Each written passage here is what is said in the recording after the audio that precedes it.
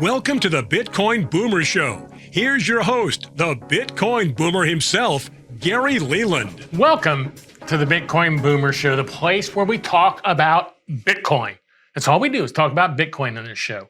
I'm a boomer. I like Bitcoin. That's why this is the Bitcoin Boomer Show. But this show is for anyone who's interested in Bitcoin. It's not just for boomers. So don't let the name of that turn you off. My great producer, Stephanie, is here. Stephanie, now you had a chance to review. You always see what's going on with the show before we get there and our guests. What'd you think of Jimmy? What's going to happen here? What did you think of him so far? Not that you've met him, but from what you've seen. Yeah, it looks like he's had quite a prolific amount of books, like 5 books from what I've seen on his site. So I'll be really interested in hearing about that. Yes. But I saw that he's on the Bitcoin and the American Dream, the book you're on. That was book 5 of us did. Maybe it was 6 of us. But yeah, we all wrote that together 2 years ago. And Jimmy's the person who put that together. Yeah. Was this your first book? No. This was like, I think I've done like maybe 19 other books. Most people aren't aware of that, but they were like for social media, for podcasting. A lot of them were for the sport of fast pitch softball, since I coached that and had a fast pitch TV show and a sporting goods store. So I've had an array of books. But yeah, I've written a book or 2, but they were not near as good as this book was. But we're going to be with Jimmy in a few minutes. Jimmy is, like I said, a great friend of mine. He's written 5 books, all of them about Bitcoin. He might have written some other ones, but he's written 5 Bitcoin books. He's pretty much known worldwide as a Bitcoin expert, and we're going to just get Bitcoin information. Now, I want to make sure you know this book, this show is to educate you about Bitcoin. And I'll say this several times through this show, but please share this show with your friends. Help your friends learn about Bitcoin. And if you stumbled onto this show, I mean, if you just were going through YouTube or going through Vimeo or something and you stumbled on this show, please subscribe. And I think you need to hit a little bell even. So please do that. So when new episodes come out, they'll notify you that the new show is out. But week after week after week, we bring nothing but Bitcoin experts in here from all different fields of Bitcoin. We're trying to tell you what the future of Bitcoin is going to bring. Today, we're going to talk a little bit about ETFs. Electronically traded funds, 11 of them have come out in the U.S. China's starting one in next month. I mean, these are taking over the world. So we're going to talk about that, talk about Jimmy's books, and like I said, Bitcoin in general. So we'll see you in just a minute when we come back from these words with our sponsor, and we'll have jimmysong on the show. See you in a minute.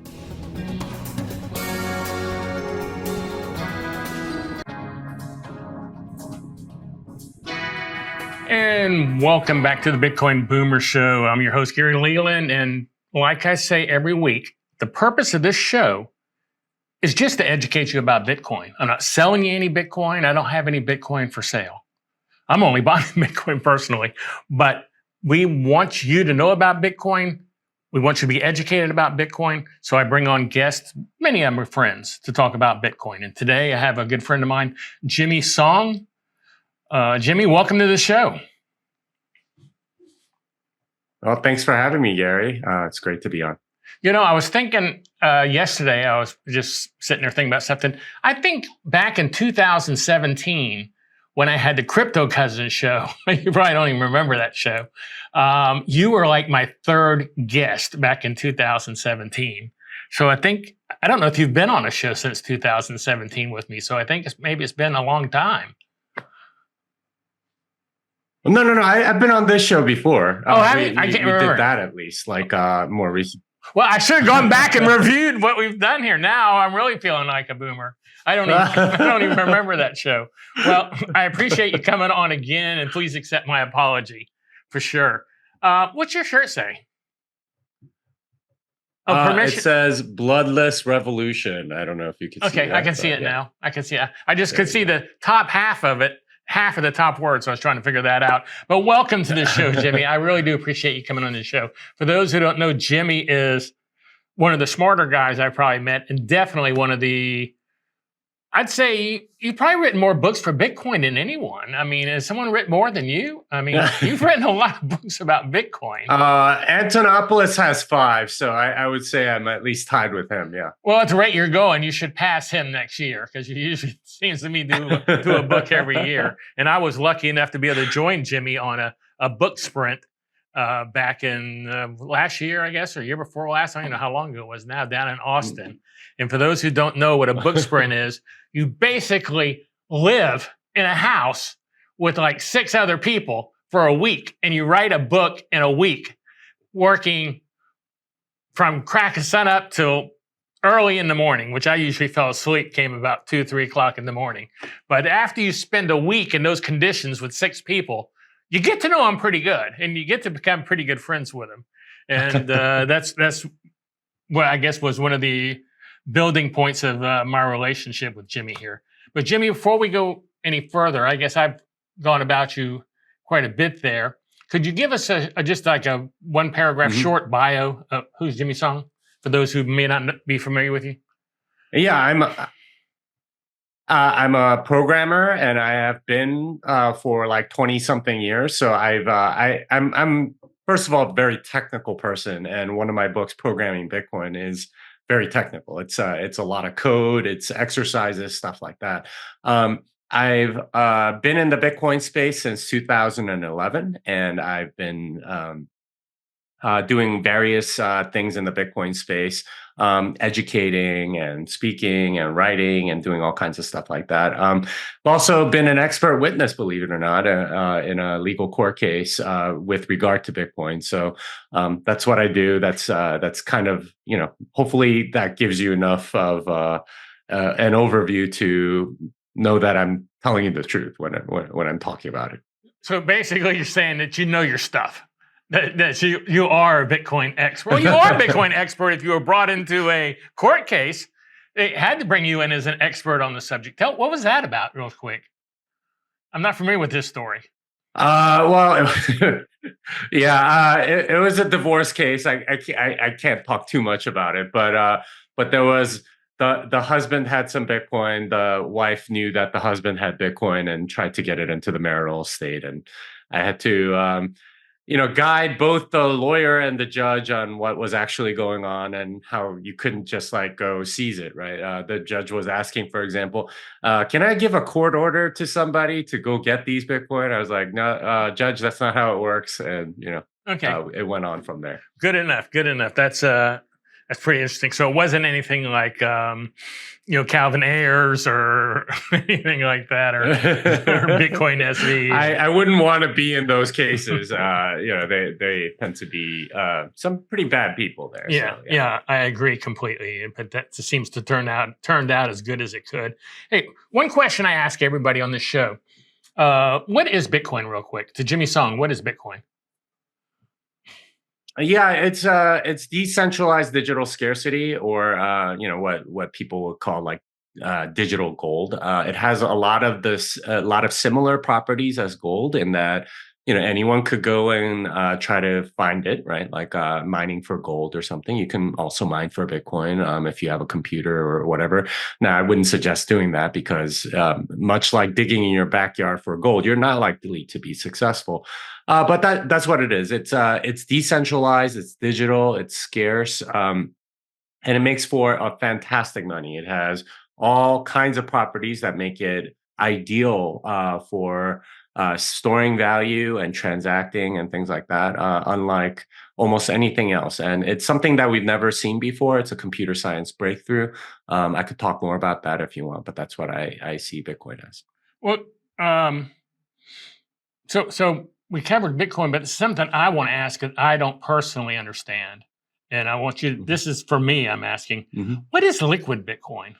Yeah, I know what Bitcoin is, I know what Lightning is, but I'm not sure what liquid Bitcoin is that I've been seeing lately. What is that about?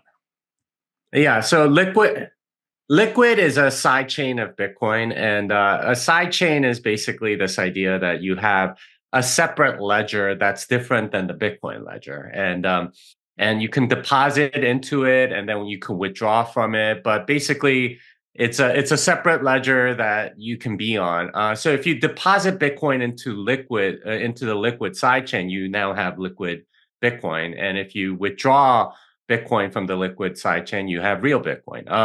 Now, like you do have a different kind of trust model. Basically, to deposit into it, there's a multi-sig. Um, Address that you're depositing into, and when you deposit into liquid, it's a separate ledger, and they have other assets on liquid, like Tether, for example, which is a proxy of US dollars and many other things. And you can issue your own. It has different properties, among other things, complete confidentiality. So you get a lot more privacy because it's hard to trace and things like that. So it's also got faster block times there on that ledger. It's I think, if I'm not mistaken, 1 minute blocks. But it's a different trust model because you have to trust the federation that's holding the multi-sig. So I know Lightning. I know Gesundheit. I know Lightning and why I would use it. It's just a competitor for Lightning that uses multi-sig? It's a little different than Lightning. It is what you would call a layer 2, a layer on top of of Bitcoin, just like Lightning is. But the trust model is different. The properties are different, and how it works is different.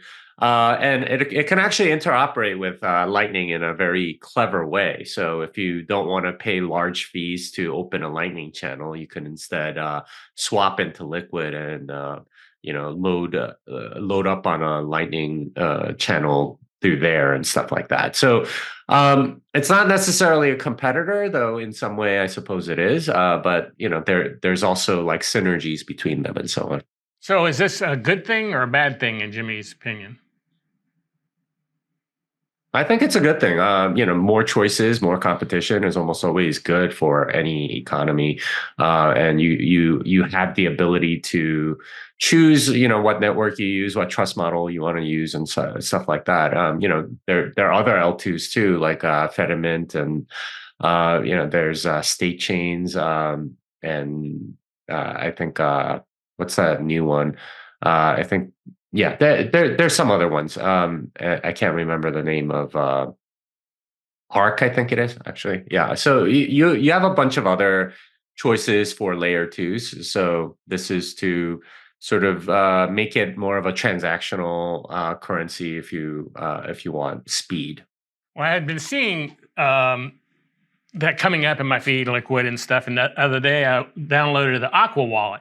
And with that, I could send Bitcoin, Lightning, or Liquid. And I was going, I got to figure out what the hell this is. I'm kind of getting left in the dark here. But we're going to take a break. We'll be back after this word from our sponsor, so please stay tuned.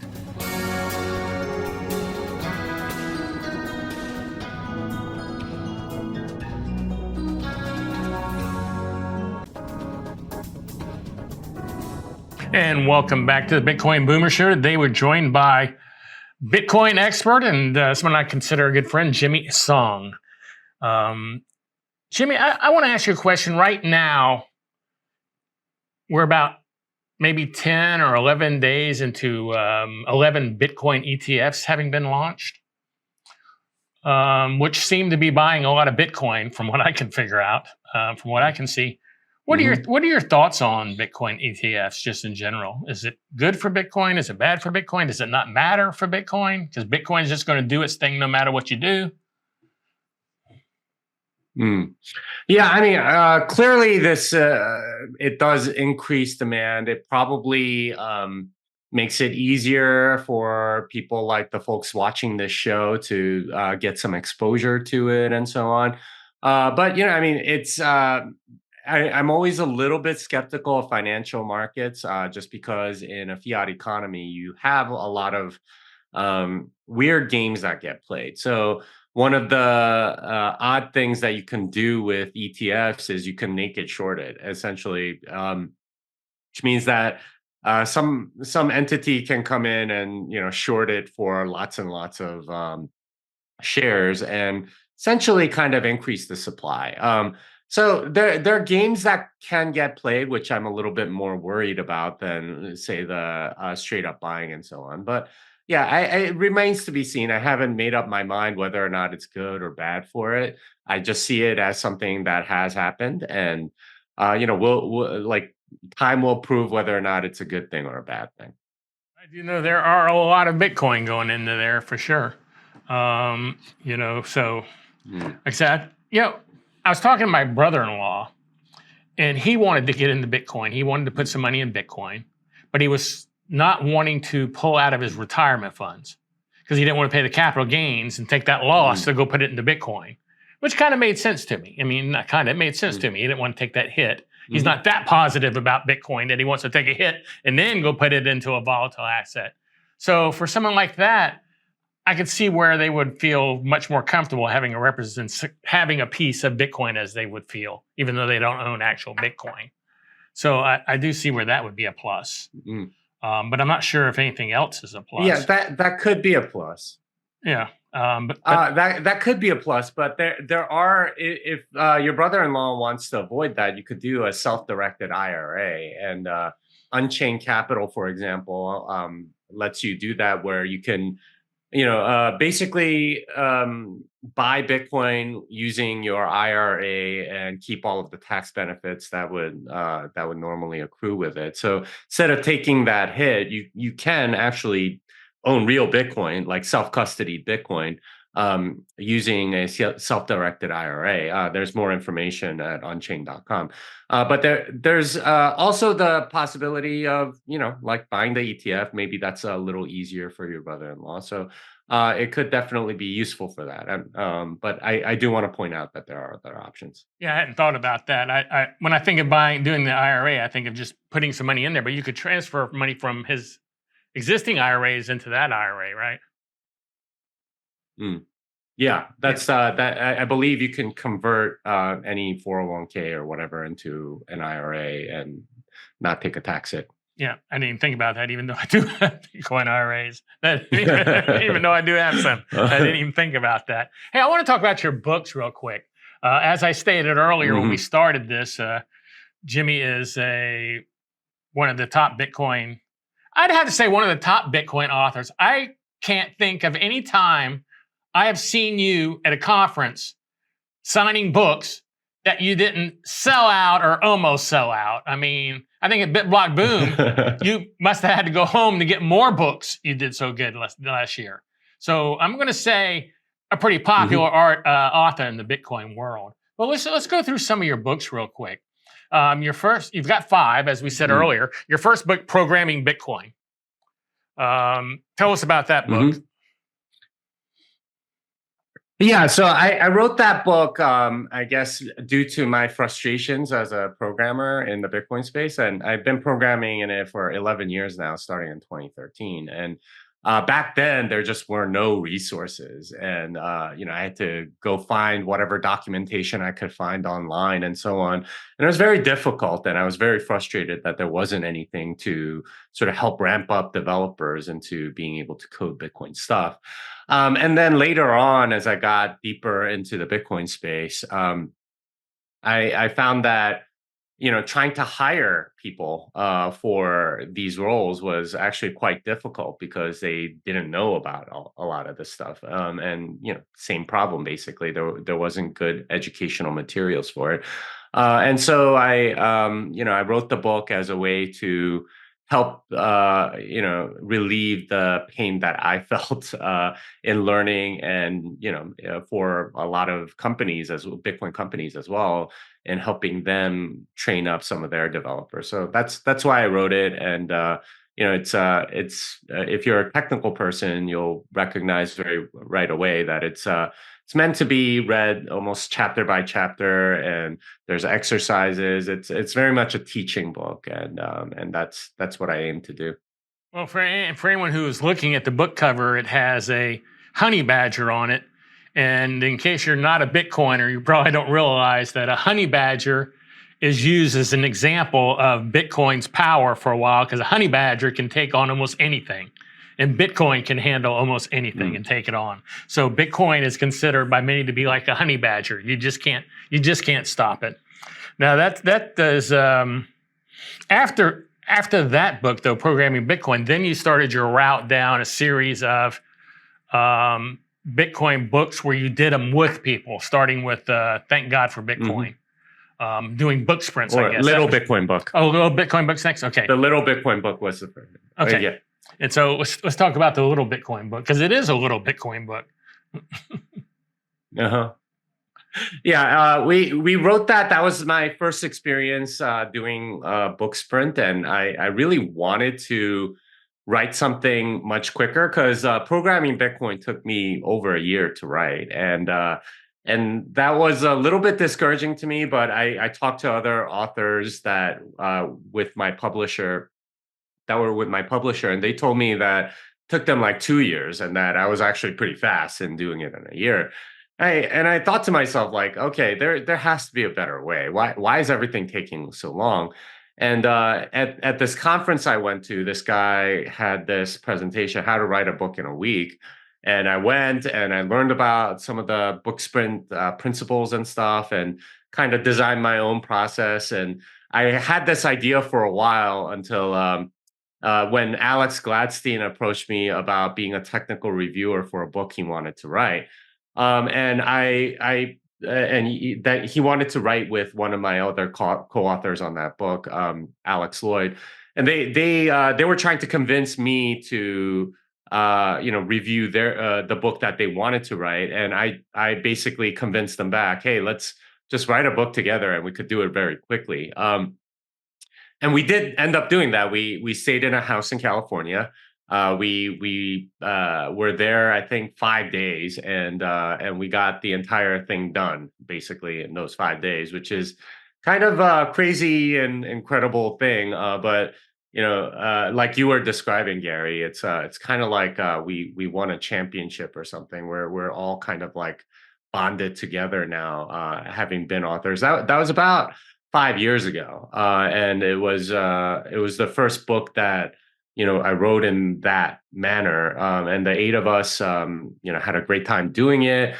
We felt like it was a book that really did, like, get people from 0 to 1. Like, if you don't know anything about Bitcoin, you can pick up this book, read it, and kind of understand what it's all about and implications of it. With that book, to me, if you want to share Bitcoin with somebody or help educate them, or if you're just sitting going, I want to know what Bitcoin is, this is a book that you could basically read on a flight. I mean, maybe by the time you went from here to New York, you might be pretty much through with quite a bit of it and have a real good understanding of what Bitcoin is. So I think that's one of my recommended books for orange pilling someone, is the Little Bitcoin book. So we're going to take a word from our sponsor now. But we'll be right back after this word, so stick tuned, because we have some more books to go over and some more questions to go over with our guest, Jimmy Song. See you in a minute.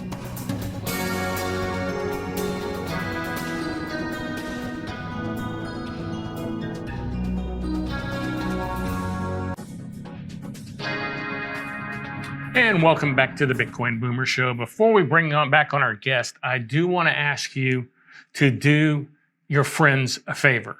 If you know anyone who's interested in Bitcoin or learning more about Bitcoin, please share this show with them. This is a great way to find out about Bitcoin. And next time you're around the water cooler or talking with friends and someone brings up Bitcoin, you'll be able to join the conversation and have somewhat of an idea of what we're talking about. So please share this show with your friends. Jimmy, welcome back to the show. Now, we went over Programming Bitcoin. We went over the Little Bitcoin book. Like I said, I think Little Bitcoin book's a great book for starting someone out on the road to Bitcoin. Now, the next book would be Thank God for Bitcoin. Give us a rundown, info on Thank God for Bitcoin, and which I might tell the audience. Jimmy's a big Christian, and usually many times has done activities during BitBlock Boom, Christian-related activities. So, yeah. So tell us about that. I am a Christian, and that this is an intersection that that I think is not intuitive to a lot of people. They see Bitcoin sort of as an investment, and they don't really see it intersecting with anything morally related or religion related. But I am a Christian, and I wanted to orange pill, I guess, the Christian community. Um, the actual book came out of a Bible study that I was doing with some Bitcoiners during COVID.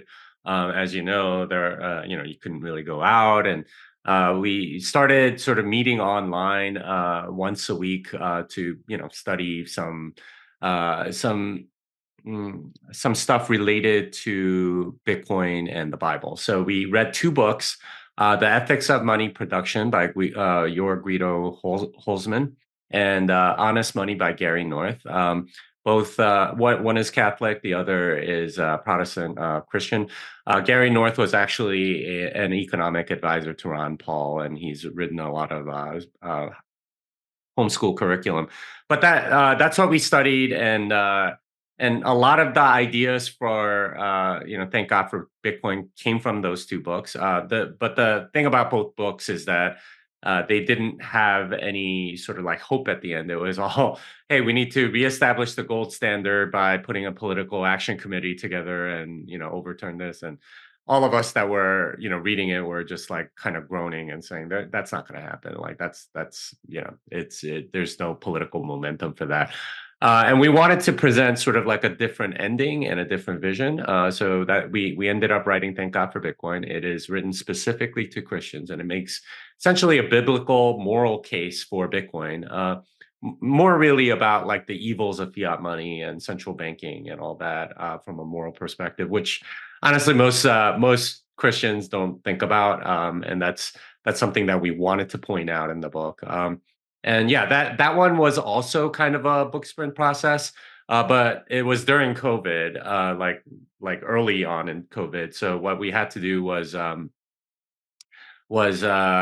sort of do weekly check-ins and do stuff like that. So it took us like a few months to do, but that's that we wrote it, I think, in 2020, and we published it towards the end of 2020, and it was it's done really well. It's definitely connected with a lot of Christians, and yeah, it's been great. Well, that's thank God for Bitcoin. And then we're going to roll into Bitcoin and the American Dream, which, as I said earlier, I was fortunate enough to be involved with that. And that really turned out to be quite an event. I mean, we went to Capitol, toured the Capitol with a senator, the book release in D.C. I mean, this turned out to be quite a thing here. So let's talk about Bitcoin and the American Dream. Yeah.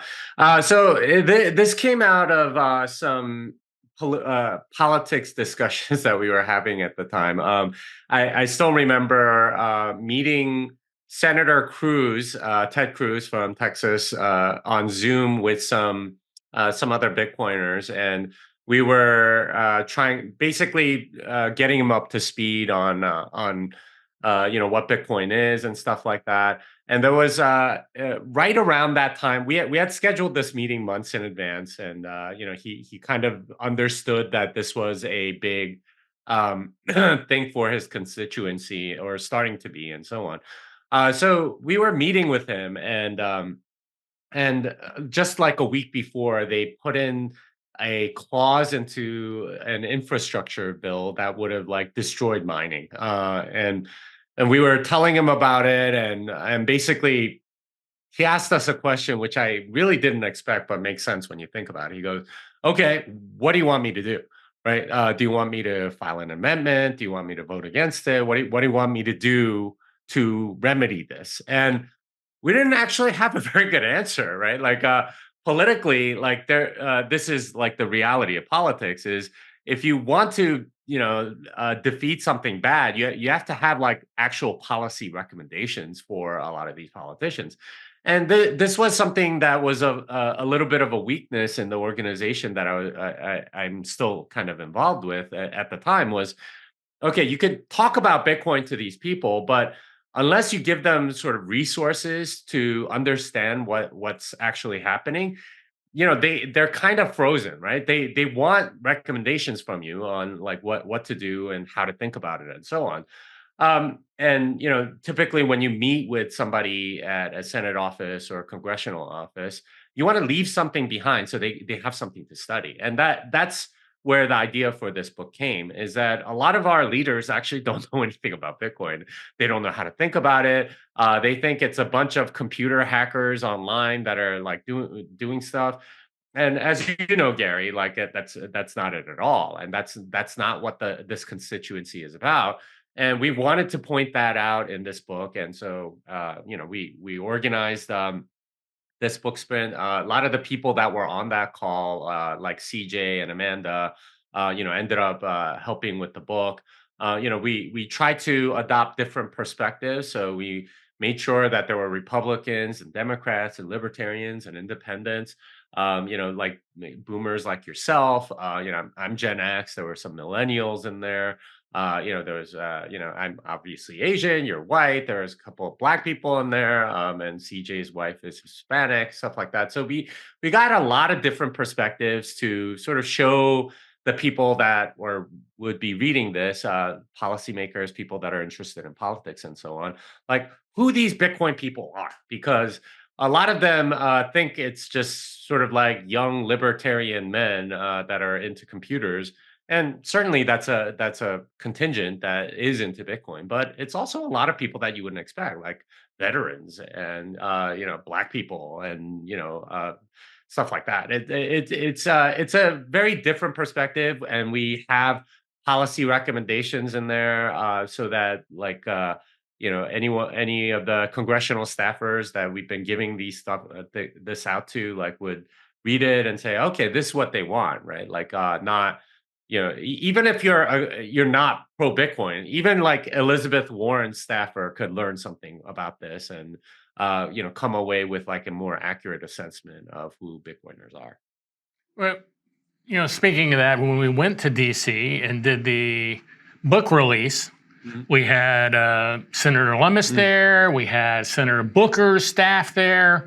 We had quite a few people there who were involved in politics that were there for the book release. And then we went basically through the halls of Congress passing out the book to anyone we could find. It was still during COVID, so there weren't a lot of people there. So it was kind of hard to give them out. But boy, that was, now just going into something personal, that was like the opportunity of a lifetime to go tour the Capitol when nobody's there.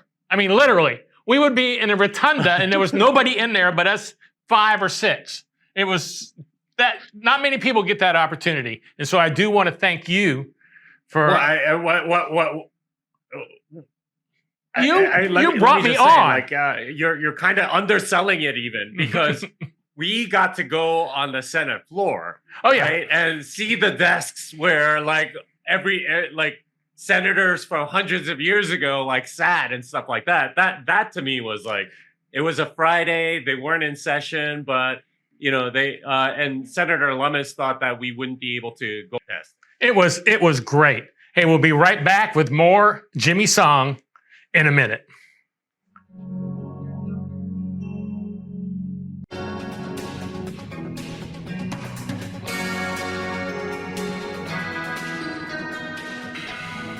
And welcome back to the Bitcoin Boomer Show. Oh, I'm a Bitcoiner and I'm a boomer. That's why this is the Bitcoin Boomer Show, not that this is just for boomers. So welcome back to my guest, Jimmy Song. Yeah, now, Jimmy, we're talking about Bitcoin and American Dream and that tour. You're right. The Senate floor. I mean, like I said, you could not get a tour. You couldn't pay for a tour like that. I mean, say, hey, I want to go in there. And I remember we were in the rotunda. I don't know if you remember this, and some security guard came up to us and said, you guys got to get out of here. No tours allowed. And then Senator Lummis's aide goes, not even for a senator? And he said, oh, sorry. And he just kind of walked away. So we had full run of that place. I was kind of, I wasn't concerned, but I figured I should have been concerned. Because once someone showed me how to get to the restroom, and stuff, about an hour later, I had to go to the restroom. So I said, I'm going to go to the restroom. And everybody in the staff just said, okay, do you know where it's at? I said, yeah. So I just went over to the elevator, went up a floor, went to the restroom. Then later, something happened, and not the insurrection stuff, but something happened with someone getting into the Capitol and knocking on doors, a comedian or something. And they were talking about how that was illegal to be unescorted anywhere in the Capitol. And I go, oh my gosh, good thing it was empty that day, or I might have ended up in jail for trucking around. But no, and this is also, just so everyone know, a great book that's also, you could pretty much read it or consume it on a flight if you want to learn about Bitcoin or orange pill someone in Bitcoin. This is a great book to give people. And I'm not saying that just because I was involved with it. Now, your newest book, Fiat Ruins Everything. And before we get into that book, because I didn't know this term until I got into Bitcoin. I didn't know the term fiat at all. So what is fiat, first of all, for anyone who may not be a Bitcoiner and just had never heard of that word? Yeah, so it comes from Latin. Fiat means like let it be done, something like that, and it's a verb. But since it's like sort of let it be done, sort of someone declaring something, it's been used as an adjective in English as a way to describe something that is done by decree. So a king says, let there be some sort of administration to handle taxes, something like that, or let there be some kind of grain tax or something. That would be a fiat done by fiat, by decree, rather than by some sort of bottom up approach or something like that. When we say fiat money, we mean it's money that is created by decree, and that's what all money in society today basically it is. It's the U.S. dollar, the euro, the yen, the renminbi, whatever. All of them are fiat money. They're decreed into existence rather than something like gold, which is found in nature and not created, but essentially found. So when we say fiat, that's what it means. It's something by decree, and fiat money specifically is money created from decree. Okay, so the book is Fiat Ruins Everything. We know what fiat is now. Now tell us about the book, because it does seem to ruin everything. All fiat eventually goes to zero throughout all of history. So it does ruin everything. So can you tell us about this book real quick? Yeah, so it's a book describing sort of the evils of fiat money, and the audience for this isn't necessarily people that don't know Bitcoin. It's actually aimed more at Bitcoiners, people that are already into Bitcoin. And Fiat Ruins Everything is just going through all the different ways that fiat money has ruined all kinds of societal things, from morality to science and education and lots. We could go into like the dollar hegemony, the global military industrial complex and stuff like that. But it's a lot. Fiat ruins a lot of things, and I wanted to point out how the incentives change in all those places. And it's a fairly long book. I wrote it during my year abroad, and I got a lot of insight by talking to people at different Bitcoin meetups in a lot of different countries. Some in hyperinflating places like Argentina and Lebanon. Some that are pretty close, like in Turkey and Egypt and so on. So it's a book talking about what fiat actually ruins and sort of going through an analysis of how these things get ruined.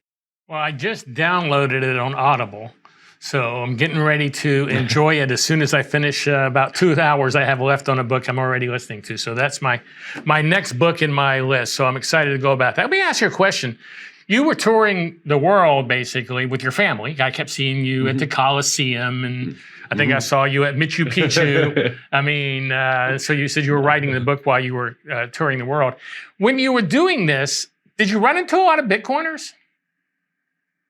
Or any Bitcoiners? Well, I sought them out. Yeah, I sought them out. So yeah, of course, I encountered them. There's always like meetups and stuff. And before I'd go to a country, I'd be like, hey, like if you want me to speak, I'm happy to come. And most of them were very happy to have me speak to whatever meetup. And a lot of them would like, give me tours of the city or give me tips or whatever. And, many of them would like exchange money for me. For example, I'd ask them, like, I would need local currency. I'd change my Bitcoin for the local currency. They were only too happy to do that a lot of the time. And it was great because, you get to know like the things that you need to do in a particular city and so on. And there are Bitcoiners all over the world. Like Lebanon, I had dinner with a whole bunch of them, and they all had like lots of currency in their like sort of fanny packs that strap across their body because that's where they keep all their currency.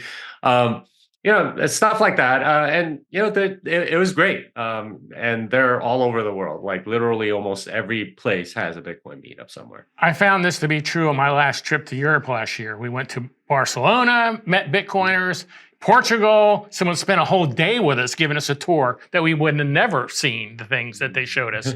So Bitcoiners are great. Before we go, we got a little bit of time. How can people find you, follow you, get more information about Jimmy Song, find your books, whatever? Yeah, I mean, you could go to that link that's showing below, vita.page/jimmysong. That has links to almost everything, including all of my books. And you can buy them on Amazon and so on. But yeah, that's a good place as any to go find all of the stuff that I do, including my newsletter, podcast, and everything else. You have been into Bitcoin for a long, long time. How did you find out about Bitcoin real quick? We only have like a minute and a half, but real quickly, how did you find out about Bitcoin? Well, I'm a programmer, and there was a tech website called Slashdot where I saw a story that said, internet only currency Bitcoin reaches dollar parity. That was the title of it. I still remember it. It was February of 2011, so 13 years ago almost. And that's where I found it, and I fell down the rabbit hole real quick, and I've been in it ever since. Been in it in a big way, for sure. Well, Jimmy, I want to thank you for taking the time to come on this show for the second time. I'm still embarrassed about that. And for everything you've done for Bitcoin. I really do appreciate it. And if I have you on a third time, which I'm sure I will someday, I won't forget these first two. So that won't happen to me again. I'm still embarrassed about that. But everybody, go check out Jimmy's book. I highly recommend all of them. If you're not a programmer, you might want to miss out on programming Bitcoin. It is a thick book with a lot of coding information in there. But the rest of them are just excellent, excellent books that give out great information. And I would start with one and work my way through them all if I was you, because I certainly have, and I can't wait to hit Fiat ruins everything. So stay tuned. We're getting ready to go to a break from our sponsor. So stay tuned for these words from our sponsor, and we'll see you back here in about 30 seconds or so. So we'll see you in a minute.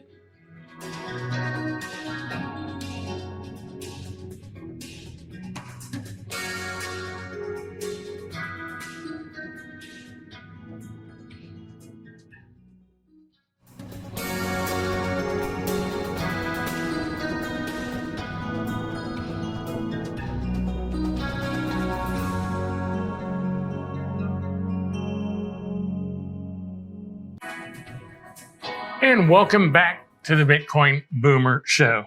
I hope you enjoyed our conversation with Jimmy. Jimmy is, like I said, one of the smarter people I know and a really great guy. And like I said, he's written a ton of books. Stephanie, what did you think of our conversation today? Let's give us your thoughts. I really enjoyed Jimmy, and it was really cool to hear y'all's like behind the scenes stories regarding like visiting the Capitol and like what you said, like going to the restroom and essentially being unescorted. Okay. Yeah. How was I to know this again? They shouldn't have let me go. When peeing was a crime and unescorted. That'd be a heck of a deal if I ended up in the Washington, D.C. jail, for going to the bathroom. Well, that's the other half of the American dream is peeing uninterrupted, unescorted. Also that day for lunch, Senator Lummis took us into the Senate cafeteria. And we were only people in there. Was there good food? Oh, it's great food. They have like a private menu of steak and all kinds of stuff. I mean, it was an excellent menu of food. So they got it pretty good in there, I do have to admit. But yeah, that was a fun time. Hey, before we go, I do want to remind everybody about my Bitcoin conference, BitBlock Boom. That's in Dallas, Texas this year in April. So if you're interested in Bitcoin, I don't care where you're at on the planet, check out bitblockboom.com. I think 2 years ago, I had more people from Europe than I had from Texas. So this isn't a Texas thing. Also, check out my local meetup group. We usually do a meetup once a month in the Dallas area. That's meetup.com/bitblockboom, meetup.com/bitblockboom.